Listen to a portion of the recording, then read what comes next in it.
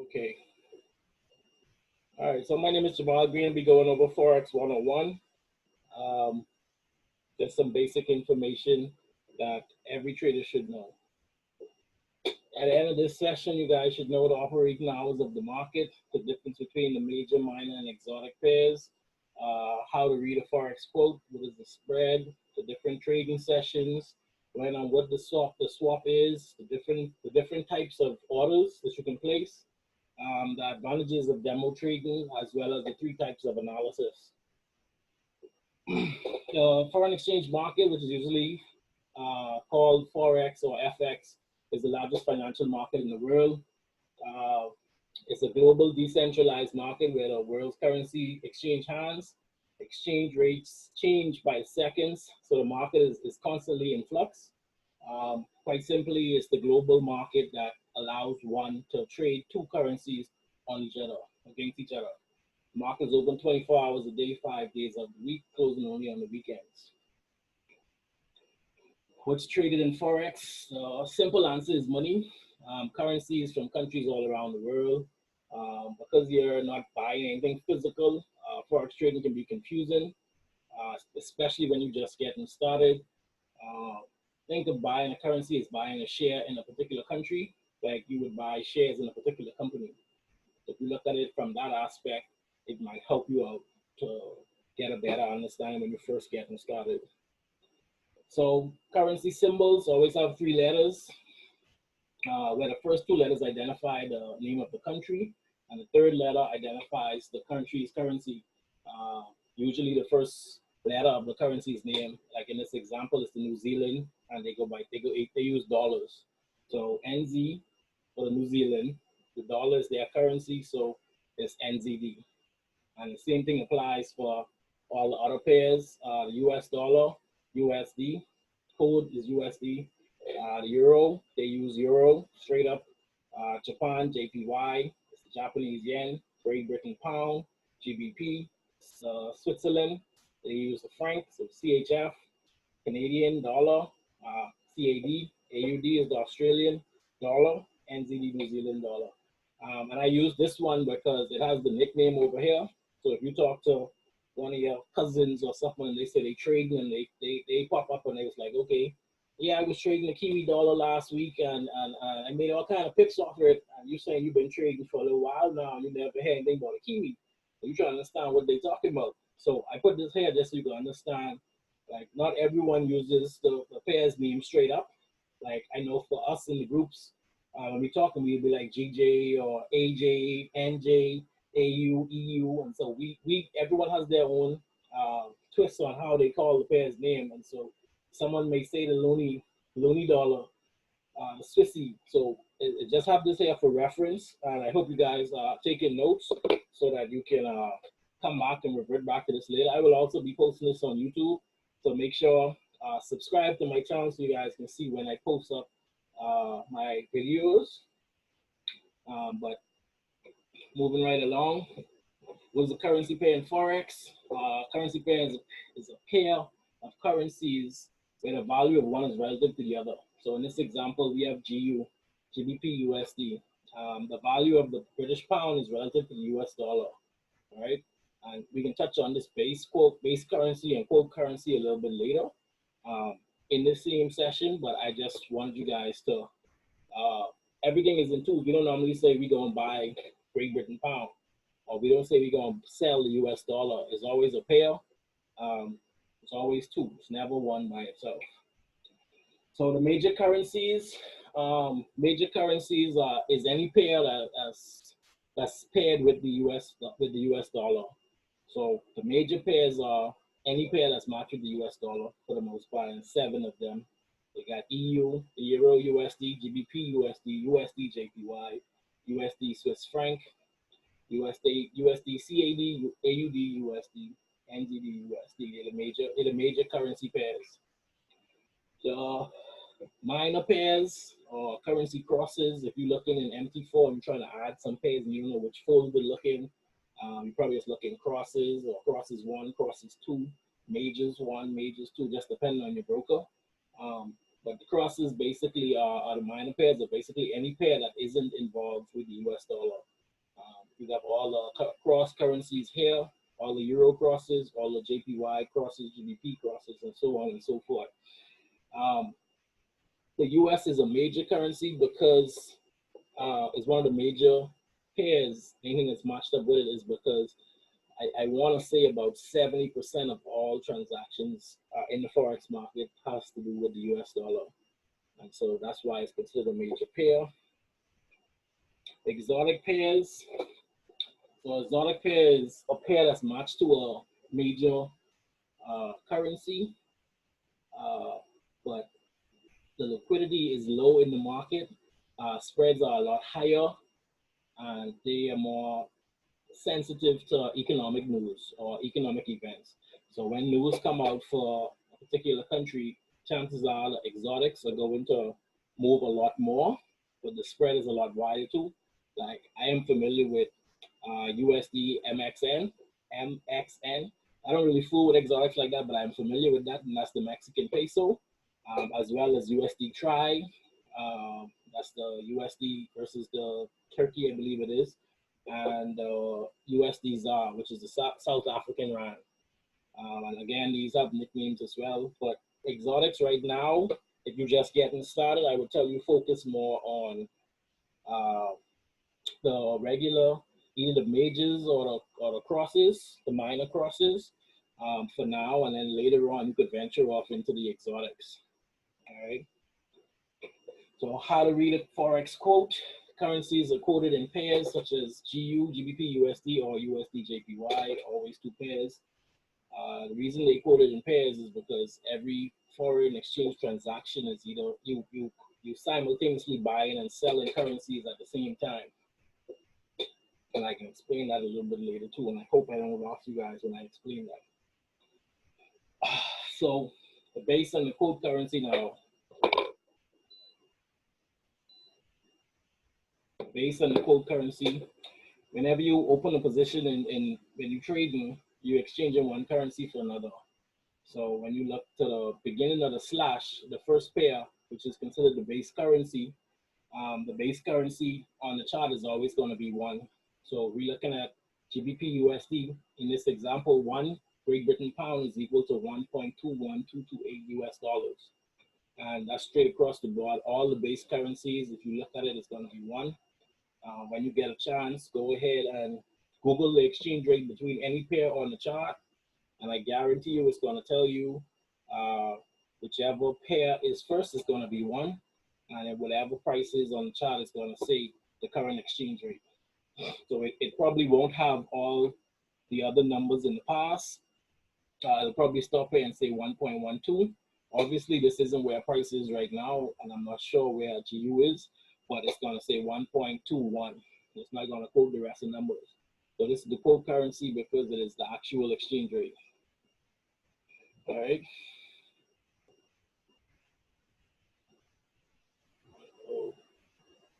Okay.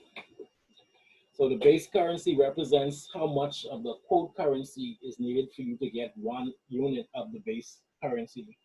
The base currency represents how much of the quote currency is needed for you to get 1 unit of the base currency. That's if you read that, it'll make sense. If it doesn't make sense now, it'll make sense later. If you buy EUR USD, it simply means that you are buying the base and simultaneously selling the quote. So basically, you buying euro and you're selling US dollar. All right. You would buy the pair if you believe the base currency will appreciate, basically gain in value over the quote currency, over USD. And if you're expecting EUR, which is the base, to gain value over the US dollar, you're going to expect that currency pair to rise. All right. And you would sell the pair if you think the base currency will lose value, meaning the USD is going to get stronger, and because it's where it's positioned in the pair, it's gonna push the market to the downward side. So that's where you would sell. And if I confuse you, just let me know. All right. So the bid and ask price. The bid is the price at which your broker is willing to buy the base currency in exchange for the quote. and the ask price is the price at which your broker is willing to sell you the exchange for the quote. So when you look at the MT4 and you're about to enter a trade, if you look at it, before you hit buy or sell on the market execution, it's going to give you two different prices: one for the bid and one for the ask price. Whichever one you press, that's the price they're going to enter you in, and they're going to give you the best available rate at that time, because the market is always moving. So if you hit sell, that's going to be your entry price, and if you hit buy, that's going to be your entry price. And basically, the difference between those two numbers is the spread. The spread is the difference between the bid and the ask, and you need to take that into consideration when you're trading. Most people, when they first get started, they open up a demo account with meta quotes that comes on to MT4, and I always encourage people to open up with a broker, because the spread is a lot wider on meta quotes than it is with a broker. Uh, the spread on EU, for example, would probably be 2 pips, a pip, a couple pipettes with a regular broker. But on meta quotes that comes with MT4, the spread on that could be 12, could, could be 24, could be anything. But I know it's kind of far fetched and not realistic. So if you're practicing trying to get 10 pips in your demo account, and you actually, in actuality, you have to get 22 pips now, because you have to cover the spread with the meta quote. And so I encourage everyone to open up a demo account with the broker, so that you can get uh, good spreads and a more realistic approach to understanding how the market moving. All right. And so the spread normally widens at 5 p.m. And so we can just shift gears right now. We can touch on the trading sessions, so that you can further understand the spread. So how I look at the market is broken up into 4 different trading sessions: the Sydney session, the Tokyo session, the London session, and New York session. And I intentionally call Sydney first, because when we look at how the market opened up today, it opened up 5 p.m. today, Eastern Standard Time, which is here. So this is the first session that we are in this week, and then followed by the Tokyo session, sorry, which just got started about 2 hours ago. And so once Tokyo session is going to run all the way till 4 a.m., and the next session is going to be the London session at 3 a.m. There are some, there is some form of a session that's open at 2 o'clock in London, but I don't think that's the official London session. Um, and then shortly after, we have the New York session at 8 a.m. to 5 p.m. That would conclude the trading day. So we start 5 p.m. on Sydney and end 5 p.m. on New York. So that's one full 24 hours. And at 5 p.m. is when the spread starts to widen, and you don't want to be in a trade. Furthermore, when you look at and I again apologize for this blurry picture, the low pixels and all that. I kind of Googled this picture just to give a good representation. So we start here. One of the best times to trade is when the sessions are overlapping. So between 5 to 7, I hardly do any trading, because the volume is so low. There's not really much movement going on. Spreads are high, so I avoid the session altogether um, until 7 o'clock when Tokyo opens. I still personally wait another hour to start trading, so that the volume can start to pick up. But from 7 o'clock on is a good time to be trading, because now you have the volume from the Sydney session as well as the Tokyo session running. And so you should start to see the market pick back up, spreads and back to being normal. And then we run out. Sydney session shuts down. Tokyo session still continues.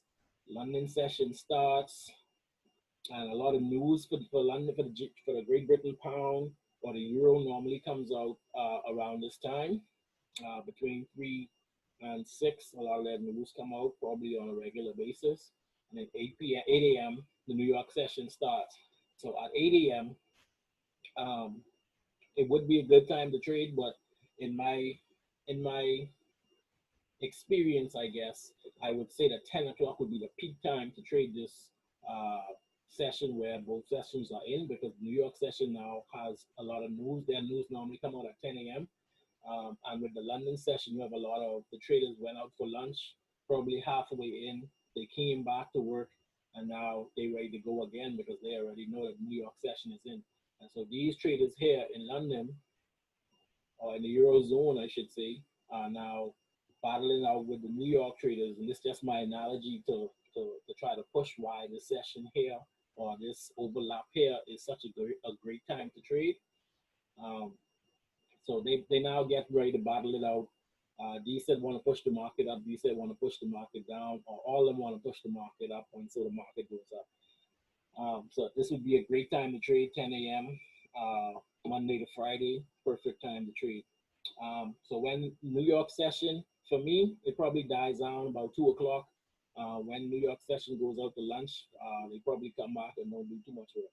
It's just my knowledge because the market starts to slow down, less volume being pushed, and then so from two o'clock 2 o'clock until about 7 o'clock, no trading for me. I don't bother with it because the volume isn't there.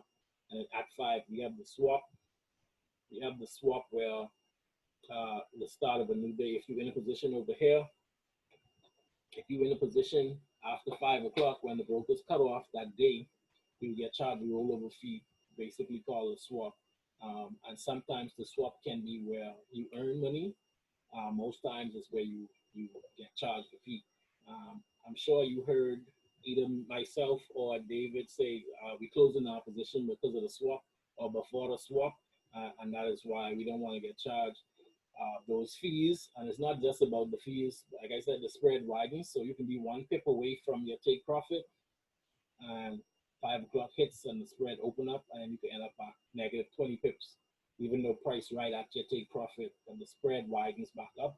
The bid and the ask price on the chart, it might be here at that time. They take profit in the middle, but when the market swaps over into a new day, now you're spread up here, but price still down here. But you need that next line to get over and touch your TP. But because the spread opens up and widens, um, your TP will not get hit or wouldn't have hit in that example that I just called. I'm not saying that your take profit will not hit. It still can come back and hit. If you don't want that to happen to you, then close your trade before 5 p.m. Eastern time. Uh, Start of a new trading day, not a good time to trade. Yeah. So order types now. There's some basic types of orders that basically all the brokers provide. There are a lot there. There's some more, but they're a little bit rare. They're more advanced, and I wouldn't recommend them right now. Like close by a certain time, or uh, open or close if the next one activate. So it's a lot of funny ones that I don't want to get into right now, um, because they advance. Orders either fall into two brackets: either market order, an order instant execution, where you uh, get in right then and there at the best available price, or a pending order where it'll be executed at a later date or later time, or when price gets to a certain level. So, like I said, the market order is a instant execution, market execution. That's the market order. That's straightforward. That's what probably all you guys been doing since you got started. And if you just get started, that's probably what you're still going to do. A limit order. So this is a pending order. A limit order. So I don't want you guys to focus on this side here. This probably will confuse you. In the summary, I break it down a little bit more where it's understandable. Feel free to take a screenshot so you can come back to it later. But a buy limit is basically you placing, if this blue dot is the price, is where price is now, you want to set a pending order so when price gets down to this level, because you're expecting price to drop before it goes up. And the sell limit, you're placing it above. You set your entry price above where price is because you're expecting price to go up and then drop. So that's the limits. The limits mean you expecting price to go in the opposite direction first before going in the direction of the buy. And the sell, so we know sell is down, so we're expecting price to go up before it comes down. The stop orders, in a buy, you want to place your stop order above where the market is. Blue dot again is where price is. You want to set your order above where price is because you expect price to continue going in that direction. And a sell stop, you want to place your entry price below where price is. So this blue dot is price. You expect the price to continue going, so you set a level on your chart to say, okay, I expect price to go here and continue going. And so you use a sell stop. Again, buy limit, come down before going up. Sell limit, go up before coming down. Sell is down, both of them going down. Buy, both of them going up. Sell, sell stop, keep going down. Limit, go up before I go down. All right. Feel free to take some screenshots. I'm not sure what screen I share. Pending orders. So buy stop, open up a long position. Long is buy. Open a long position at a price higher than current price. So you expect it to keep on going up. Buy stop above.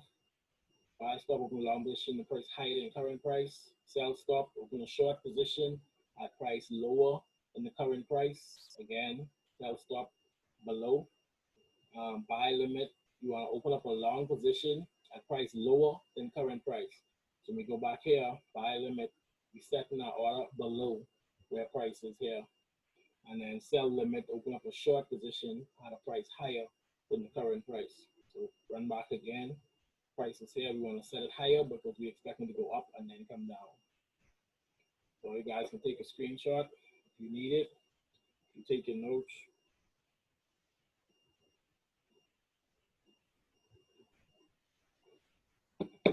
All right.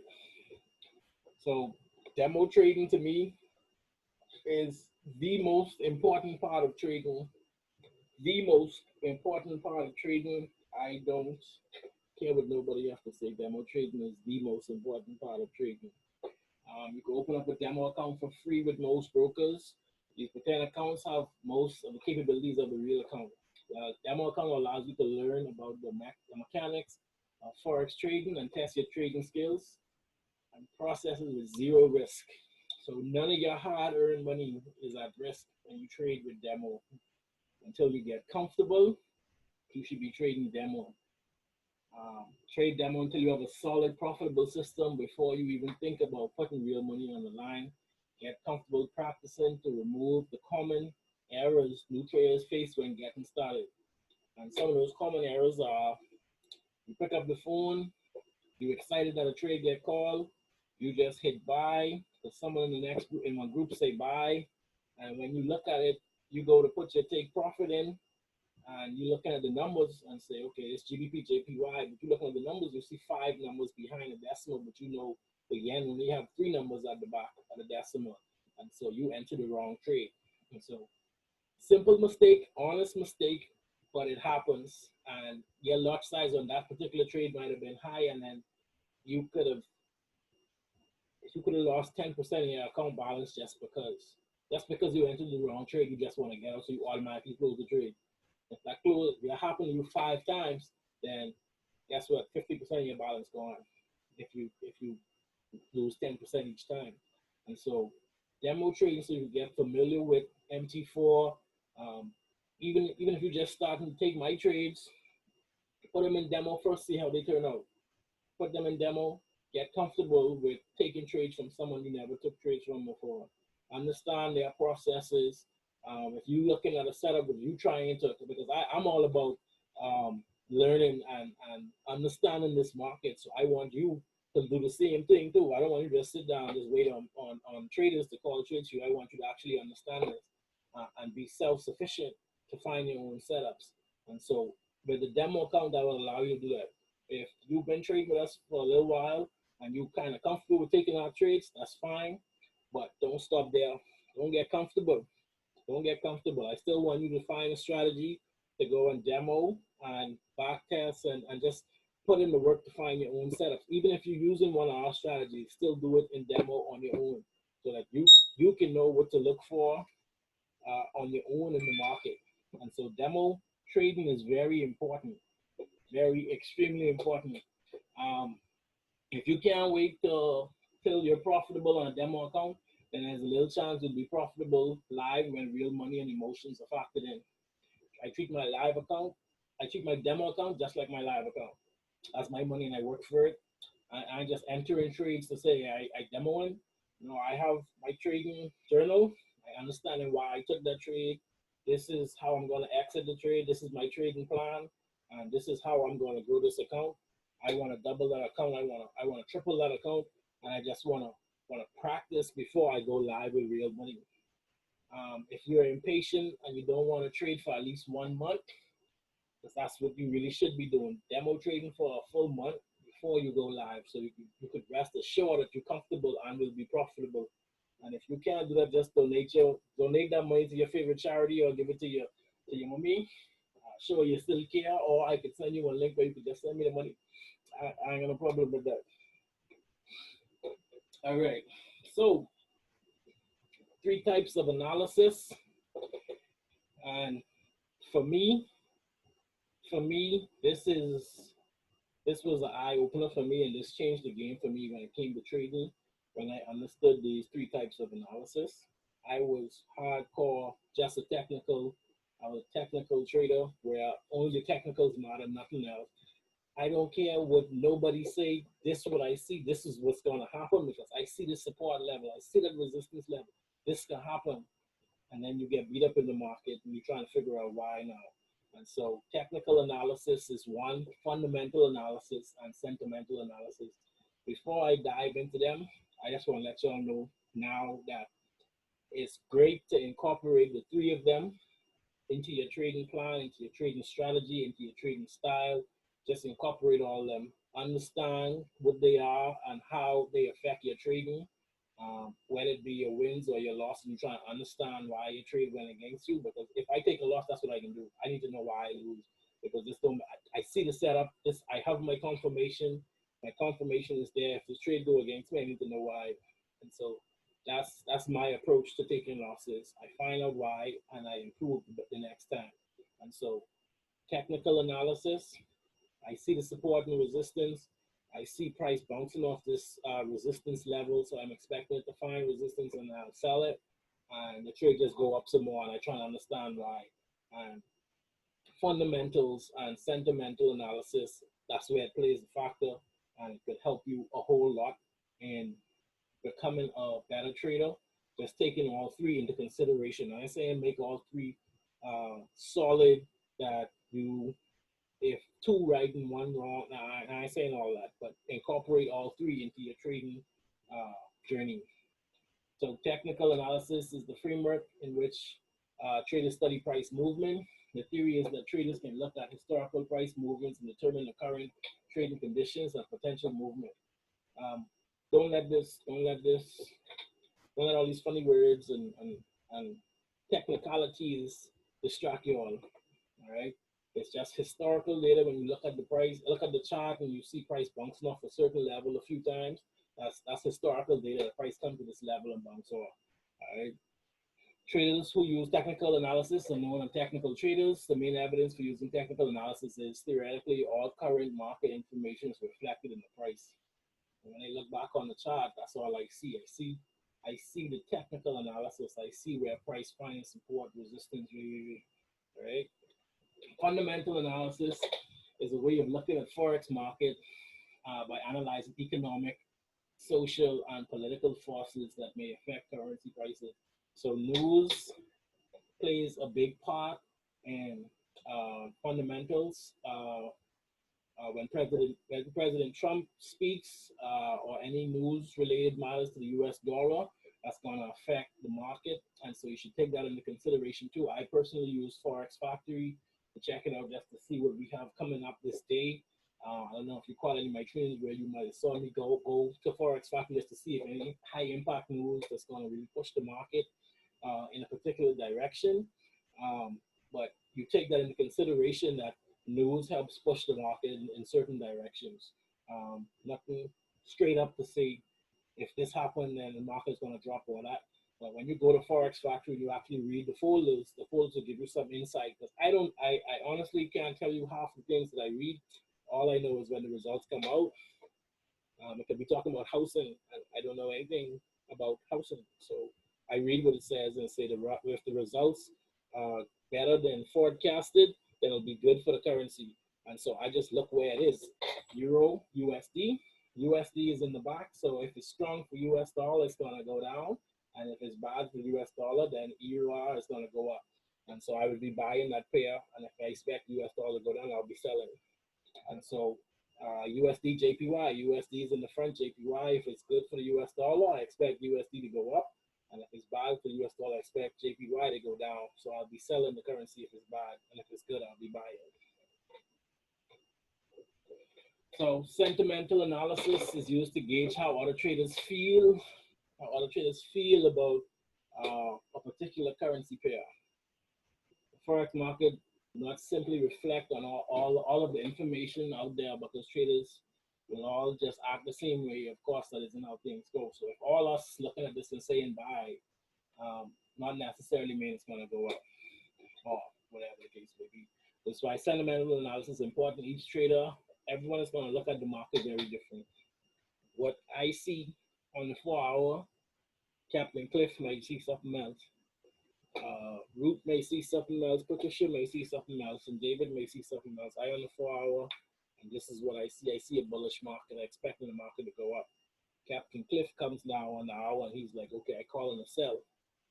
And then David comes on the 15 minute, and he's saying he looking at this and okay, I like this. This just consolidating. They ain't doing nothing. It's just consolidating. And so everyone has their own perception of the market. If all of us are on the same time frame, all of us probably will still see something different. Someone might say buy, I might see sell. The two of us could be right, two of us could be wrong. That's just the way it goes. Even though we see two different things, I don't want to confuse you all with that either. But pretty much, the belief of what you see and what you know about the market plays a big part in sentimental analysis. So you got to determine which way you feel the market is going, whether bullish or bearish, and then you try to figure out how you wanna go forward from there. But adding all three together, the technical side of it, the fundamental as well as the sentiment, um, and you basically can't go wrong. So that's all I have right now for this.